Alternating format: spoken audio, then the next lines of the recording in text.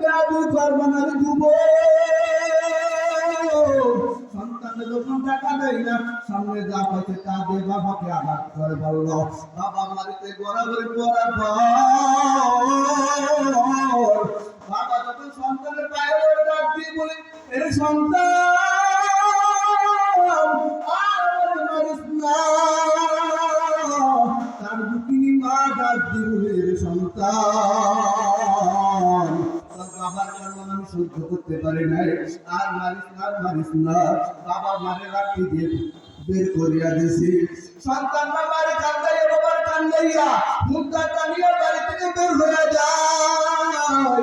রাস্তার পাশে তোমার মাটি চলতেছে, এক আল্লাহ নবী কিছুক্ষণ তার মা বলে বয়ান শুরু করিয়া দিল। সন্তানের যখন মনটা চুমুকের মতন আকর্ষণ হয়ে গেছে, সন্তানটা ফোনটা তার আগে সবার পিছনে যখন বসল, ওই আল্লাহ নবী মা বাবার বয়ান শুরু করিয়া দিল। সন্তানটা যখন চিল্লা চিল্লা কাঁদতেছে, আর ডাকে ওরে মালিক, আমি কি করলাম?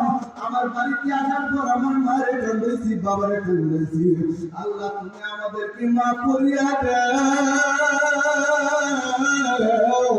সন্তানরা যখন এত পরিমাণ চিল্লা চিল্লা কাঁদতেছে, সবার যখন ওরকম নজর পড়িয়া গেল, মুনাজাতের পরে সন্তানের কান্না চিল্লা বন্ধ হয় না। হুজুর ডাকল, সাবধান, ওরে ধরবি না, ওরে আমার কাছে নিয়ে আয়। সবাই যখন ধরিয়া ধরিয়া যখন হুজুরের কাছে নিয়ে গেল, হুজুর ডাক দিয়ে বলি, এর সন্তান তোমার মতো যুবক এত পরিমাণ চিল্লা চিল্লা কিসের জন্য কাঁদতেছ? বাবা তোমার কি হয়েছে বলো?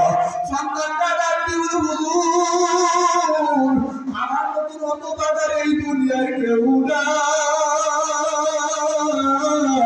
হুজুর আমাকে তওবা করিয়া দেন, হুজুর আমাকে তওবা করিয়া দেন। আমি বাড়িতে আসার পরে আমার ওয়াকিয়া দাও, আমি আলহামদুলিল্লাহ।